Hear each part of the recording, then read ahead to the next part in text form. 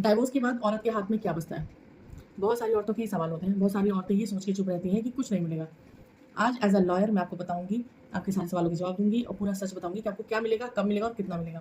सबसे पहले हम बात करेंगे एलिमनी की।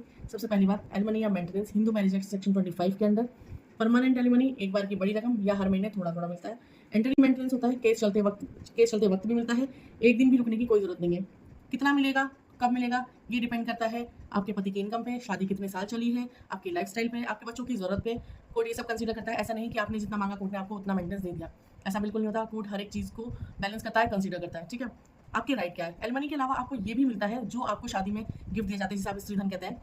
शादी में गहना, गिफ्ट, कपड़े, वो सिर्फ़ आपका हक है, आपके पति, आपके ससुराल वालों का नहीं है। रहेगा। दूसरा, प्रॉपर्टी में हिस्सा, अगर शादी के दौरान जॉइंट प्रॉपर्टी बनी है, उसमें आपका बराबर का हक है। तीसरा, बच्चों की कस्टडी। ऑब्वियसली 5 साल से कम बच्चे की कस्टडी माँ को दी जाती है बाय डिफ़ॉल्ट, क्योंकि फादर नहीं रिस्पॉन्सिबिलिटी अपनी बेयर कर सकते छोटे बच्चों की, और मेंटेनेंस अलग से मिलता है। सबसे इंपॉर्टेंट बात, एक बात बहुत ज़रूरी है, जो बहुत कम लोग जानते हैं। डाइवोर्स के बाद भी मेंटेनेंस मिलता है। अगर आप खुद कमाने में कैपेबल नहीं है, या लाइफस्टाइल मेंटेन नहीं कर सकते हैं, या बच्चों की स्टडी पे आपको बेयर नहीं कर सकते आप, तो पति की ज़िंदगी भर मेंटेनेंस देने की जिम्मेदारी हो सकती है। और अगर उसने नया घर बसाया तो भी बंद नहीं होगा, क्योंकि उसने घर बसाया है, आपने नहीं, इसलिए आपको मेंटेनेंस देता रहेगा।